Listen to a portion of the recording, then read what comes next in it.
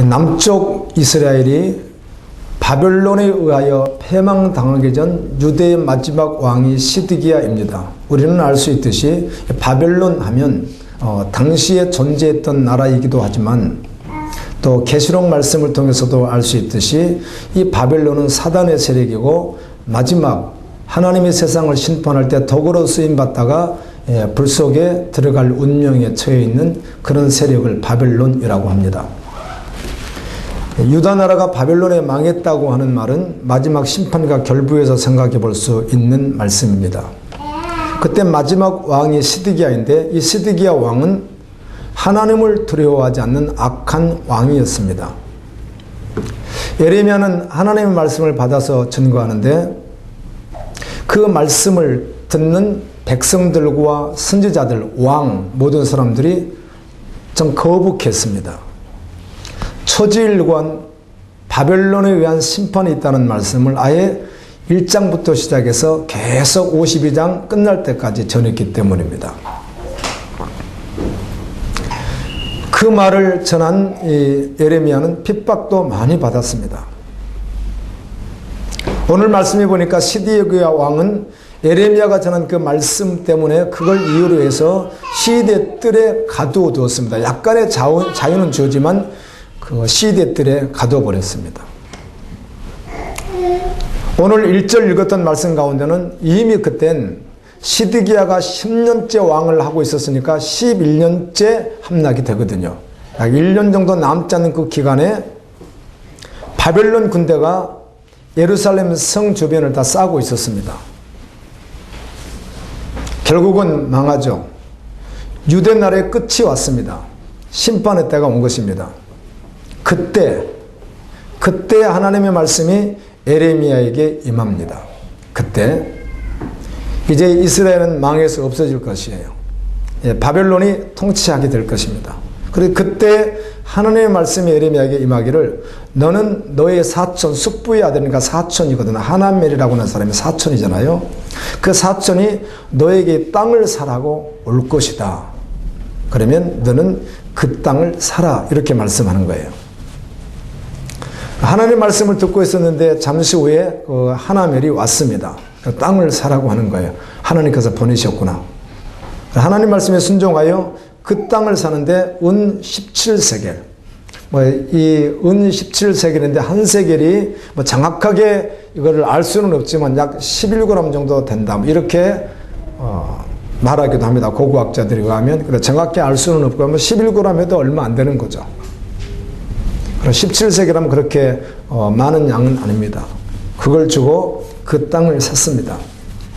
오늘 말씀 보면 그 땅을 살 때 계약서를 쓰고 내가 한 부 갖고 또 상대에게 한 부 주고 한 부는 또 바로에게 붙이고 아주 철저하게 합니다. 증인들을 세우고 아주 법적으로 전혀 문제가 되지 않도록 철저히 준비해서 계약서를 작성하고 그 돈을 주고 그 밭을 사게 됩니다.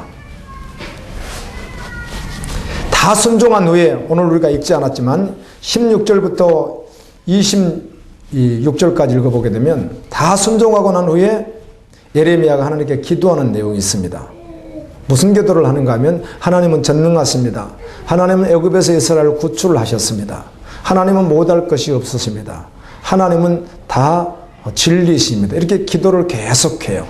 그렇게 하면서 하는 이야기가 그런데 하나님 어차피 망할 그 땅 소망이 없는 그곳을 왜 사라고 하셨습니까?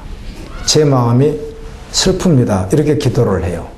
예레미야가 하나님의 전능하심에 대해서 다 올려드렸지만 그러나 그걸 사라고 한 것은 제가 마음이 아픈 것입니다. 이렇게 고백을 합니다. 26절부터 하나님의 예레미야에게 하시는 말씀에 계속 말씀합니다. 왜 이스라엘이 망하게 되었는가도 이야기합니다. 그것은 조상들이 그리고 이스라엘 백성들이 제사를 잘못 드리고 온갖 제약을 범하고 그리고 특별히 종교의식을 더럽히고 이런 말씀들을 계속하면서 그렇게 망하게 되었다는 거예요. 그러나 내가 반드시 회복하리라. 새하늘과 새 땅을 회복하게 하는 것과 같이 주님이 반드시 내가 회복하리라. 그러니 그 땅을 사두면 나중에 또 매매가 될 것이다. 아멘. 그 말은 다른 말로 하면 너에게 소득이 될 것이다. 이렇게 말씀해 주는 내용이 32장 전체입니다. 여러분, 성도는 말씀 따라 삽니다. 아멘. 내 상황과 조건에 의해서 사는 자가 아닙니다. 내가 이해되지 않아도 반드시 진리가 결론되어 결정하고 진리가 결론되어 순종하고 그렇게 살아가는 것입니다. 그래서 성도를 믿음으로 사는 자라고 말합니다. 아멘. 에레미야까지도 평생을 말씀을 증거하던 에레미야까지도 이해할 수 없는 것을 하나님이 말씀하셨는데 순종을 합니다. 하물며 우리야 많은 상황과 환경 속에서 순종하지 못하는 일들이 얼마나 많겠습니까? 모든 상황 속에서 진리가 결론되어 결정하고 살아가는 자를 성도라고 합니다. 많은 사람이 아니라고 해도 하나님께서 옳다고 하면 순종하는 것입니다. 지난 주간에는 혼자서 요양병원에 다녀왔어요. 신방을 다녀왔는데요. 요양병원 가보시면 대부분 느끼는 게 있지만 연세 드신 분들이 주로 많이 계십니다. 그곳에 가면은. 그런데 간혹 젊은 분들이 있는 경우는 사고로 몸만 다친 게 아니라 뇌까지 다치시니까 이분들이 몸만 다치면 그런 데 와 있지 않거든요. 뭐 외과나 이런 데 가게, 정형외과 이런 데 가 계시는데 뇌까지 다치게 되면은 약간 정신도 혼미하고 판단력도 흐리고 이런 분들이 주로 이제 요양병원에 오래 요양이 필요해서 와 있는 거예요. 몸은 나았을지라도. 그 사고로 부러진 자리 이런 데는 나았을지라도 그것 때문에 와 계시거든요. 그리고 살아가다가 갑자기 그 정신적 문제나 안 그러면 뇌의 어떤 문제 출혈이 있어서 역시 오랫동안 요양이 필요한 분들이 젊은 분들이 와 계시고요. 대부분 다 연세 드신 분들이 계세요. 제가 그곳에 가서 한 번 더 절실하게 한 번 또 느껴지더라고요. 그리고 그 느낀 것을 몇 일 동안 계속 마음속에 담고 있었어. 오늘 또 담아졌어요. 그렇지. 육신대로 살 것이 아니지. 아멘. 결코 육신대로 살아서는 안 되지. 그런데 진리 앞에 비춰보면 내가 무언가 아직은 놓아야 될 것, 끊어야 될 것, 그리고 주님께 집중해야 될 것들이 드러나는 것들이 있거든요. 그런데 경우에 따라서는 알면서도 불구하고 그 육이 좋으니까 육신대로 살고 싶으니까 그걸 결코 끊지 못하고 끈적끈적한 그것을 주물르고 있을 경우가 있거든요. 그리고 주님이 강력하게 은혜 주시면 툭툭툭 다 정리가 됩니다. 아멘. 그런데 우리는 알고 있습니다. 정리가 되었을 때 은혜가 정리되지 않아서 육신을 따를 때 은혜보다 훨씬 더 깊다는 것을 알거든요. 육신대로 살면 안 되겠구나. 한 분은 아는 분이었는데 이제는 의식이 없으시고 식사도 못 하시고 그렇게 이제 마지막 모습을 그렇게 보았어요. 절대로 육신대로 살면 안 되겠다. 아멘. 결코 육신을 따라 살아갈 수가 없지.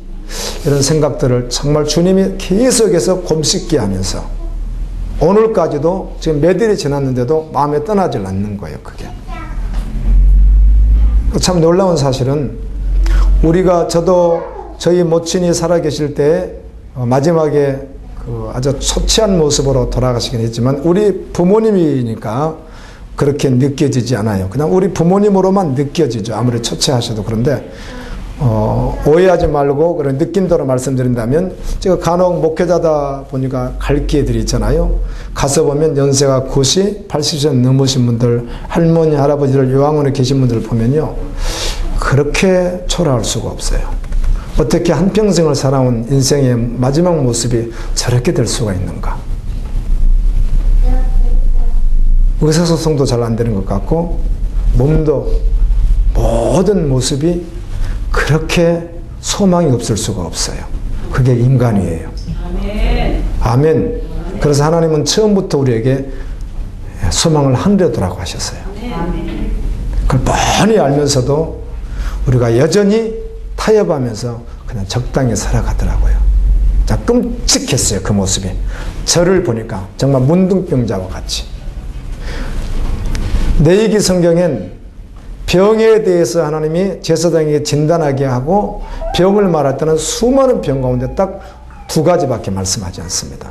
하나가 문둥병이고 하나가 유출병인데 우리 한글 개역 성경으로는 유출병, 남자 유출병과 여자 유출병을 구별해 놨습니다. 그런데 남자 유출병은 남자 유출병이 아니라 성병입니다. 다른 번역서는 정확하게 번역을 했어요. 고름으로 했어요. 성병이에요. 당연히 더러운 것이죠. 그렇죠? 악하고 음란한 존재니까. 그 여자들은 유출병, 그리고는 문둥병만 다뤘어요. 문둥병이 무서운 병이에요. 아멘. 아파도 떨어져도 의식하지 못하고 죽어가는 병이거든요. 그래서 내 모습을 들여다보았죠. 나도 문둥병자일 수 있겠구나. 아멘입니다. 아멘. 육신대로 정말 살면 안 되겠구나. 우리 성도들 육신대로 살면 안 되는데요.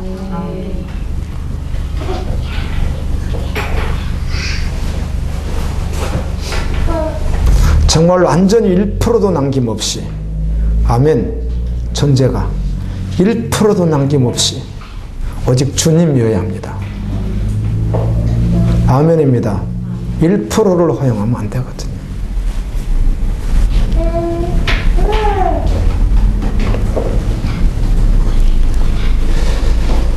로마서 8장 12절에 그러므로 형제들아 우리가 빚진 자로 돼 육신에게 져서 육신대로 살 것이 아니라 너희가 육신대로 살면 반드시 죽을 것이로되 영으로서 몸의 행실을 죽이면 살리니. 예레미야 17장 5절에는 여호와께서 이와 같이 말씀하시니라. 무릇 사람을 믿으며 육신으로 그의 힘을 삼고 마음이 여호와에게서 떠난 그 사람은 저주를 받을지어다. 전도서 2장 3절은 내 육신을 즐겁게 할까? 내 육신을 어떻게 하면 즐겁게 할까? 참으로 어리석게도 이렇게 사는 것이 짧은 한평생을 가장 보람있게 사는 줄 알았는데 헛된 것이다. 이렇게 고백합니다. 아멘. 육신을 즐겁게 하기 위하여 노력하면서 살았던 한평생이 돌이켜보니까 가장 어리석었다는 것입니다. 요한일서 2장 2절부터 15절부터 17절까지 우리 얼마나 많이 기억하고 있습니까? 이 세상이나 세상에 있는 것들을 사랑치 말라. 아멘. 누군지 세상을 사랑하면 아버지 사랑이 그 안에 없느니라. 이는 세상에 있는 모든 것이 육신의 정력, 안목의 정력, 이생의 자랑이니 다 아버지께로 쫓아오는 것이 아니라 세상으로부터 온 것이라는 거예요. 이 세상도 그 정욕도 지나가되 오직 하나님의 뜻을 행하는 자만 영원히 거하느니라. 여러분은 가만히 생각해 보세요. 세상이 주겠다고 하는 거, 세상이 주려고 하는 거, 우리가 세상에 취하려고 하는 것은 다 납니다. 아멘. 나를 위한 것이라는 거죠. 우리는 나를 위해 사는 자 아니라 주님을 위하여 사는 자입니다.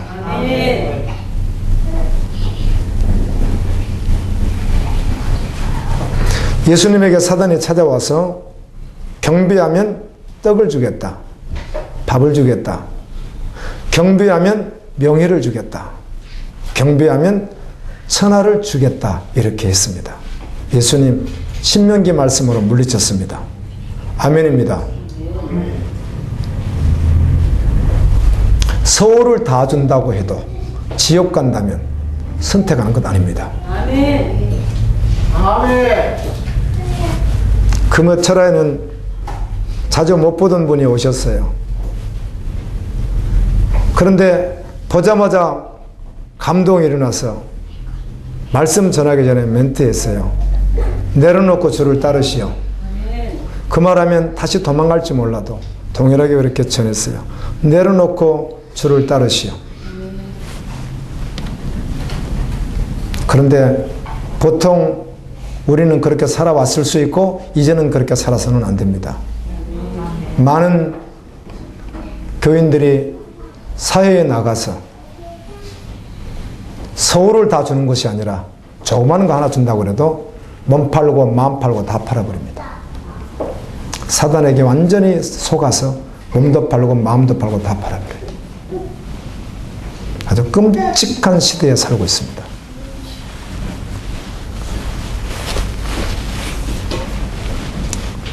매주 월요일에 서산에서 대전까지가 먼 거리입니다. 이분은 40대이신데 암 말기예요. 초췌하세요. 식사도 그렇게 넉넉하게 잘 드시질 못해요. 얼굴도 노래요. 그런데 마지막 남은 삶을 주님께 맡기고 연합하여 기도하는 그 자리, 주님 바라보다가 마지막을 마감하겠습니다 하고 매주 오시는 분이 계세요. 제가 볼 때마다 숙연해져요. 여러분, 각각 믿음은 다르지만 서산에서 대전이 먼 거리예요. 그것도 대중교통으로 오니까 그래요. 자기 차가 있는 게 아니에요. 암이에요.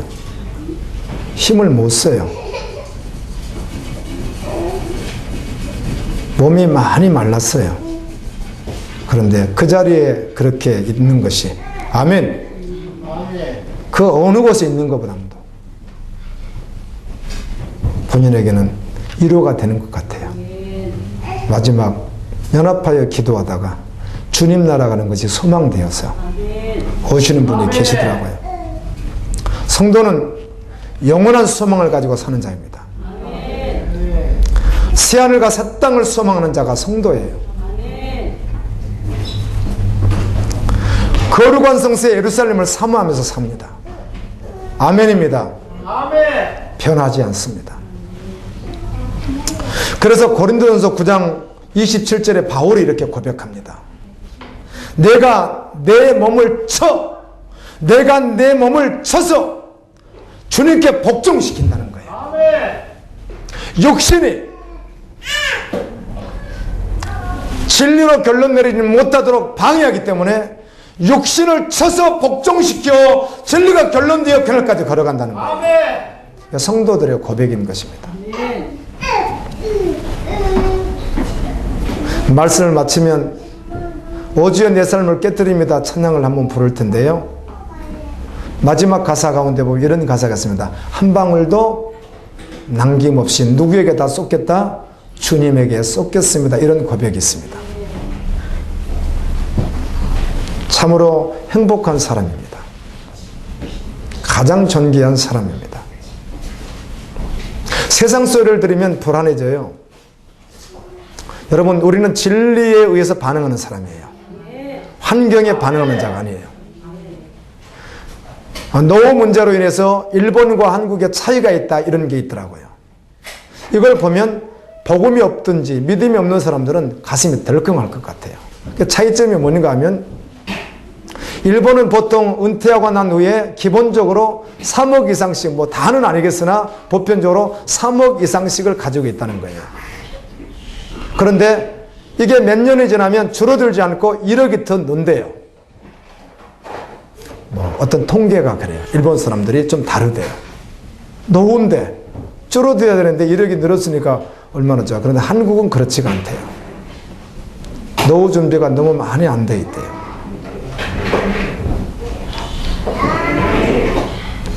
그래서 은퇴한 목사님들을 도와야 된다고 하는 여러 가지 그 말들이 있습니다. 그러나 믿음의 사람은 적어도 그렇게 걱정하지 않습니다.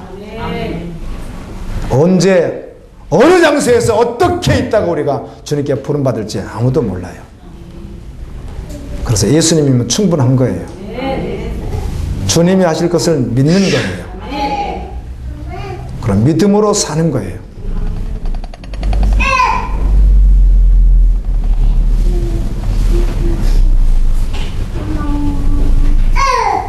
저는 여러분들과 같이 직장 생활을 하지 않아서 잘 모르겠어요.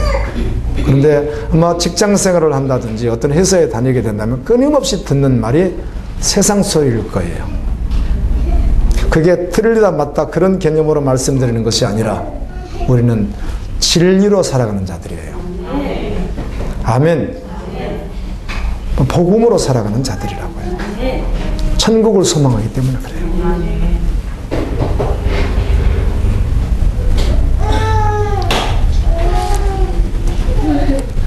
이사야 62장 2절에 보면 나 여호와가 말하노라 내 손이 이 모든 것을 지었으므로 그들이 생겼느니라.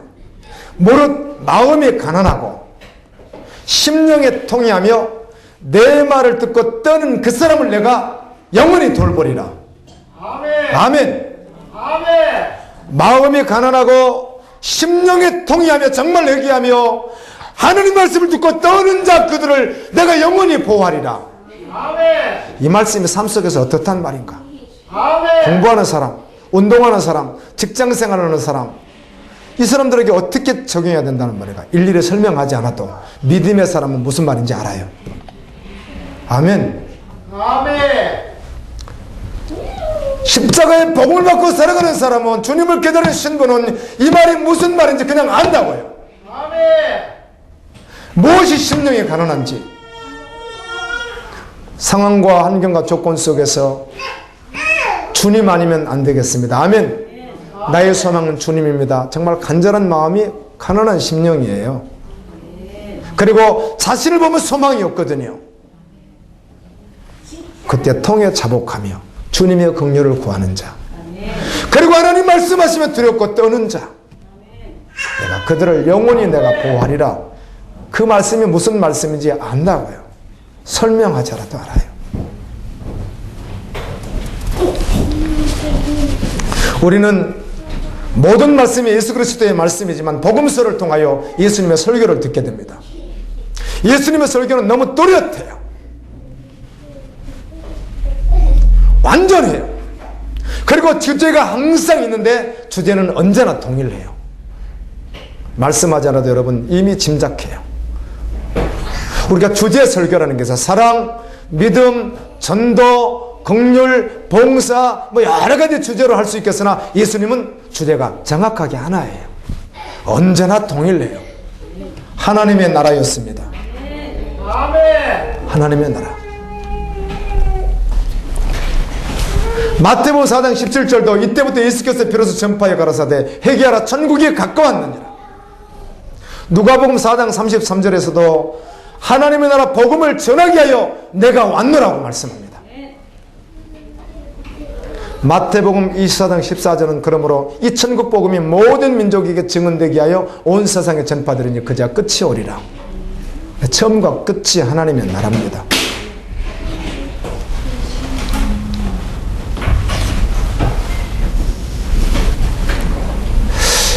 오늘 아나도 밭을 샀던 예레미야의 말씀은 그냥 고민하지 않아도 마태복음 13장 44절하고 연결이 되는 거예요.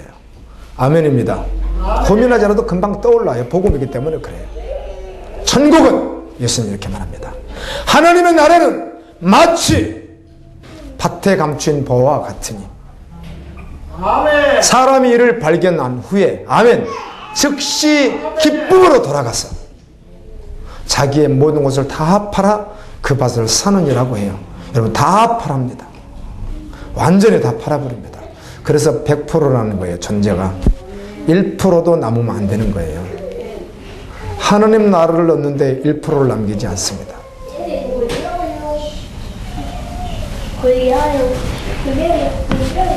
여러분 주님 사랑하십시오. 주님 사모하십시오. 정말 성도의 소망, 소원이 있다면 여러 가지로 표현할 수 있을 거예요. 하나님 나라죠. 그런데 오늘 여러분 소망이 있으면 무엇입니까? 오늘 예배를 통해서 정말 여러분 소망이 있으면 무엇입니까? 이렇게 말하면 답이 되겠죠. 예수님을 정말 만나는 것입니다. 아멘. 아멘입니다. 아멘. 주님과 깊은 만남 속에서 교제하는 것입니다.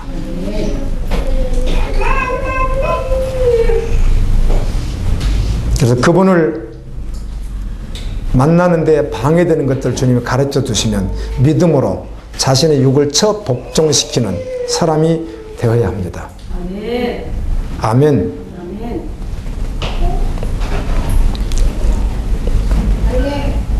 예수님은 말씀을 증거하면서 희미하게 전한 적이 한 번도 없습니다. 혼동하게 전하지도 않았습니다. 우리가 마음이 음란하여, 성경은 그렇게 표현합니다. 주님이 하시는 말씀보다 세상에서 무엇인가 더 얻어보려고 하는 그 음란한 마음 때문에 예수님의 말씀을 받지 못하는 것이지, 이걸 회개하고 가난한 심령이 되어 주님이 말씀하시는 주님의 은혜 아니면 살아갈 수 없는 가난한 심령이 되고 통에 자복하고 두렵고 떨림으로 그 앞에 딱 서면 주님이 무슨 말씀하셨는지 정오의 빛과 같이 깨닫게 됩니다. 아멘. 하나님의 나라예요. 그래서 오늘 우리 꿈이 있다면 하나님의 나라 부흥과 선교 완성인 것이에요. 교회 안에 봉사라고 하는 주제가 있습니다. 귀한 일들이죠. 그런데 자칫 잘못하면 오해할 수 있습니다. 그것이 다는 알지라도 다인 것처럼요. 아닙니다. 하나님의 나라가 전부 돼야 됩니다. 하나님의 나라 부흥과 선교 완성이 전부 되는 거예요. 그래서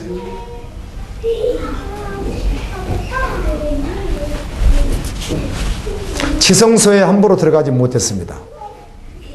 그런데 히브리서 성경을 통해서 우리가 알 수 있는 것은 그리스도께서 십자가를 지실 때, 그리고 운명하실 때 성수와 지성소를 가로막고 있던 휘장이었대요. 주님의 몸인데 반으로 나눠졌습니다. 그래서 비로소 주님의 사람들, 복음을 받은 사람들은 담대히 어디까지 나가는 것이에요? 지성소까지 들어가는 것입니다. 우리는 이 땅에서도 그 지성소에 가서 주님 만나는 것이 오직 소원이에요. 그리고 영원한 지성소에 가는 거예요. 하나님의 나라 지성소 말이에요. 아멘입니다. 아멘. 어떤 분이 그렇게 말씀을 전하는데 갑자기 떠오르네요. 지난주 금요일 날은 에스겔서 말씀이 하나님께서 성전을 다 재라는 거예요. 마당도, 그 다음에 건물도, 방도, 지붕도 다 재라는 거예요. 4m 정도 되는 장대를 천사에게 줬는데 그걸 가지고 천사가 재러 다니는 것을 이 에스겔에게 낱낱이 보라는 거예요. 보고 난 후에 그대로 이스라엘 백성이 알리라는 거예요. 묵상되어졌습니다. 왜 이렇게 계속 재라고 하는지. 하나님의 성전은 뭘 말하죠? 복음으로 말하면 예수 그리스도를 말하는 거예요. 아멘. 아멘. 예수 그리스도에 대해서 아주 자세하게 알아야 돼요. 그분이 어떤 분인지. 이방인의 뜰이 있습니다. 헤롯 성전과 스룹바벨 성전, 솔로몬 성전은 약간의 차이는 있지만 거의 비슷합니다. 첫 번째 성전이 솔로몬 성전, 그 다음 성전이 스룹바벨 성전, 그 다음 성전이 헤롯 성전인데 약간의 차이는 있으나 거의 비슷합니다. 그리고 가장 밖에는 이방인의 뜰이 있고, 그 다음에 미문을 통해서 들어가면 여인들의 뜰이 있고, 조금 더 지나면 그곳에 유대인의 남자들의 뜰이 있고, 안으로 들어가면 제사장들의 뜰이 있고 그래요. 그 앞에 보면 성수와 지성소가 있습니다. 유대의 뜰 지나서 이렇게 들어가면 성수와 지성소가 있는 건물 하나로 되어 있습니다. 그 안에 문을 열고 들어가면 앞쪽은 성소고 그 안쪽이 지성소입니다. 법궤농과 거의 비슷하게.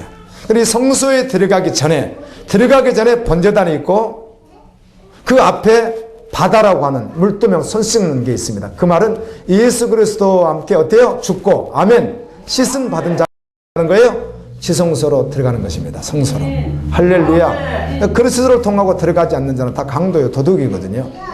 그리스도를 통해서만 들어가는 거예요. 그 안으로. 들어가면 떡상이 있고 왼쪽에 촛대가 있고 또 향로가 있고 그래요. 그리고 그 안에 들어가면 지성소가 있습니다. 그래서 성소 입구에 너무 신기하게 두 기둥을 세웠죠. 오른쪽에 있는 기둥은 야긴이고 왼쪽에 있는 기둥은 보아스고 두 기둥을 세웠어요. 기둥의 뜻이 그래요. 하나님이 하신다. 아멘. 하나님은 능력이시다. 그런 뜻이에요. 이걸 믿는 자가 지성소로 들어가는 거야. 모든 것을 하나님이 하신다는 거예요. 하나님만의 능력이라는 거예요. 그런 말씀을 붙들고 하나님의 능력을 구하는 자, 사모하는 자, 그가 그 안으로 들어가서 누구를 만나는 거예요? 하나님을 만나는 거예요. 주님. 이 땅에 있는 성도들의 최고의 소망이 그거예요. 여러분 어떤 소망이세요? 저는 오늘도 주님 만나는 것이 소망이에요.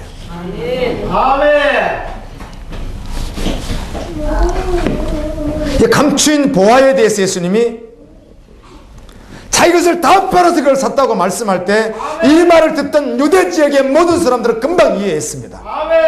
문화가 맞으니까. 뭐 전쟁을 통해서 보화가 숨겨졌고 밭에서 다시 이걸 또 발견하고 여러 가지 정황들이 그 문화 자체가 그 말하면 바로 알아듣는 거예요.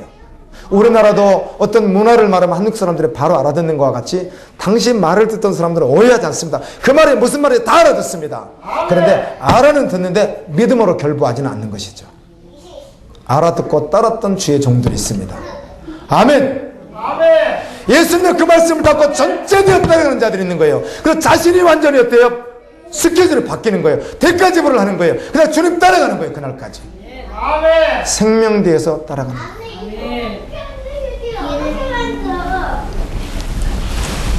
여기에 뭐를 추가시키면 안 돼요. 그 중간에 뭐가 있는 게 아니에요. 그냥 주님 따르는 거라고요.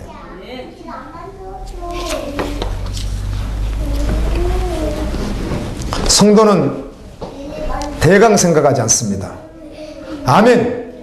그 성전을 일일이 다 측량하듯이 이거는 몇 규빗, 이것은 몇 규빗, 이것은 몇 자 이렇게 해가지고 몇 척 이렇게 한국 개혁성경에 번역됐는데 그렇게 샅샅이 다 재라고 그래요.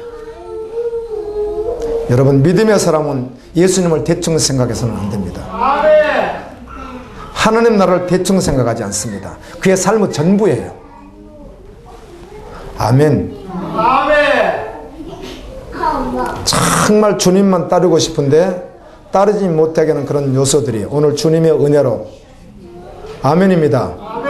회복되었으면 좋겠어요. 정말 주님만 남는 오직 예수. 그래서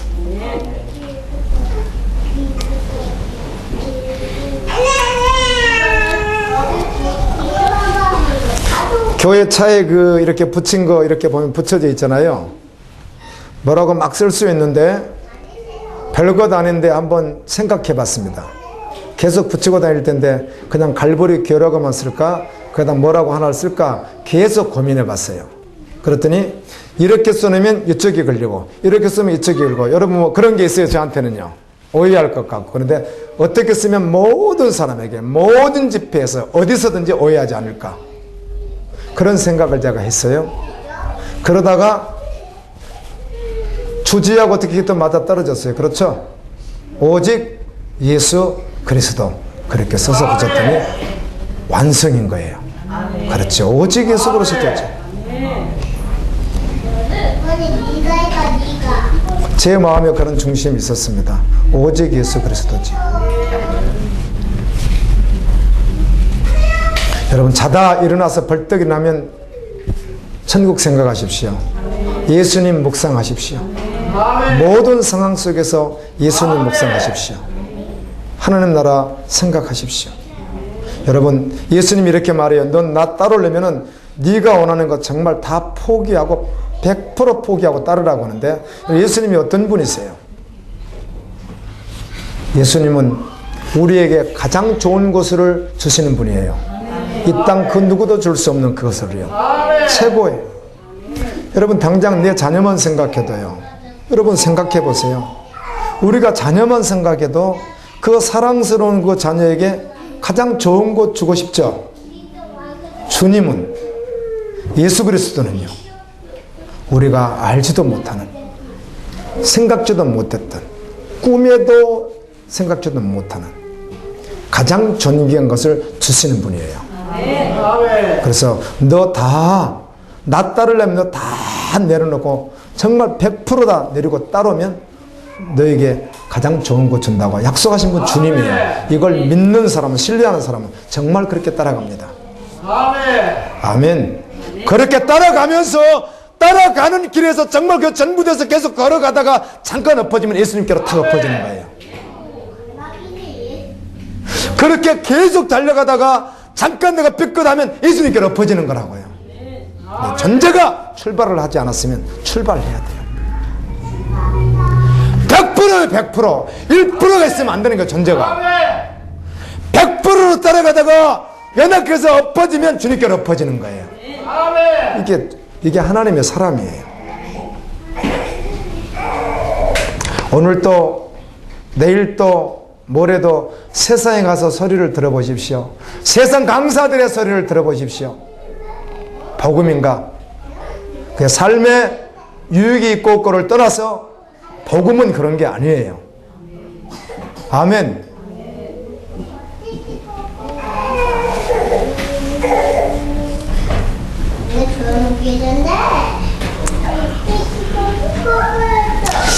이사야가 마지막 66장에 보게 되면 이렇게 말씀을 해요. 무릇 하나님께서 하시느냐, 무릇 마음이 가난하고 심령에 통이하며 내 말을 듣고 떠는 그 사람은 내가 영원히 돌보지만, 66장 3절입니다. 소를 잡아 드리는 것은 살인함과 다름이 없고, 이 말은 예배를 드린 모습을 주님이 말씀하는 거예요. 저는 여러분에게 이렇게 소개하고 싶습니다. 기억하셨다가 주님이 은혜를 주시면 주님 앞에 서서 특별히 예배라고 하는 의식을 띌 때, 모든 예배가 그렇게, 삶의 예배가 그렇겠지만 그럴 때 전심으로 드리십시오. 마음을, 태도를 결정하고 주님께 드리기로 마음을 정하십시오. 온전히 올려드리십시오. 저는 인도자이기 때문에 더 심각하게 느꼈습니다. 이 말씀을 보고. 저는 여러분에게 전하지만 저는 심각하게 받아들였습니다. 나는 인도자니까 다 되는 줄로 알았거든요. 전혀 그렇지가 않은 거예요. 어린 양으로 제사를 드리는 것은 개의 목을 꺾음과 다름이 없고, 너희가 드리는 예물은 돼지의 피와 다름이 없고, 그 하나님께서 그렇게 말씀해요. 이스라엘 성소에서 성전에서 드려지는 모든 제사를 보시면서 평가를 그렇게 하시는 거예요, 주님이. 그리고는 66장 22절에서 내가 지을 새하늘과 새 땅이 내 앞에 항상 있는 것 같이 너희 자손과 너희 이름이 항상 내 앞에 있으리라. 여호와의 말씀이니라. 그리고 이사야 66장 마지막 장 마지막 절이 24절입니다. 그런 이렇게 되어 있습니다. 지금 이방인들은 포함되는 거고요. 교회 안에서 주님을 섬긴다고 하는 사람들에게 이렇게 말하는 거예요. 이방인들은 당연히 포함이 되죠. 교회 안에서 예배하는 자들, 평생을 예배하는 자들, 그들에게 하는 말이 이거예요. 그들이 나가서, 이 말은 하나님의 사람들이 나가서 마지막 심판을 볼 텐데 시체들을 볼 것이라. 그 벌레가 죽지 아니하고 그 불이 꺼지지 아니하며 모든 혈육에게 임할 것이다. 이건 누구에게 하는 말인가? 교회 안에 있으나 제사를 드리고 예배를 다 드렸으나 돼지피를 드린 것과 같이 개의 목을 꺾은 것과 같이 한 자들에게 임할 것이라는 거예요. 여러분, 이 말씀이 구약 내내 있습니다. 성경을 읽어보시면 알지만 특별히 구약 성경엔 북쪽 이스라엘이 드렸던 제사는 하나님이 거의 인정하지 않습니다. 남쪽 이스라엘이 드린 제사가 인정된 제사와 인정되지 않는 제사를 혹시 성경을 통해서 우리가 구별해 본다면 인정되지 않는 제사가 훨씬 많습니다. 이것 때문에 오늘날 사람들은 이렇게 편리하게 생각합니다. 아, 구약은 율법시대야. 구약은 하나님의 무서운 진노가 있었던 시대고, 신약시대는 교회시대, 성령시대, 은혜시대니까 다 괜찮아. 이런 속임에 오늘날 얼마나 많은 사람들 속고 있겠어요. 우리 교회 지체 한 분에게 내가 부탁했습니다. 순종해서 하면 너무 감사했고 안 해도 괜찮아요. 내가 지금 다른 걸 뽑고 있느라고 시간이 너무 없어요. 그래서 신약성경의 마태복음 1장 1절부터 요한계시록 마지막 절까지 계속해서 구약의 말씀이 기록되는 것만 다 한번 적어서 나를 좀 갖다 달라고. 마태복음에는 뭐가 있고 누가복음에는 뭐가 있고 마가는 뭐가 있는지 좀 다 갖다 달라고 그랬어요. 그 말은 신구약 성경 공의 하나님의 말씀이라는 거예요. 아멘. 아멘. 오늘날 우리가 드리는 예배, 주님께 올려드리는 거, 상황과 조건과 상관없이 아나도스 밭을 사듯이 팔아서 그 보화가 묻힌 밭을 사듯이 100% 온전히 올려드리는 예배가 되어야 되는 거예요. 아멘. 아멘입니다. 아멘. 저도 주님 앞에 항상 붙이셔야 될 말씀이기도 합니다. 말씀을 맺습니다. 여러분 혹시 여러분의 운명을 혹시 낭비하지는 않습니까? 혹시 낭비하지 않나요? 주님 편에서 그렇다는 겁니다. 혹시 시간은 낭비하지 않습니까? 물질은 낭비하지 않습니까? 예수님의 사람은 자신의 것을 다 팔아 주님이 사라고 하는 그것을 사는 자가 성도인 줄로 믿습니다.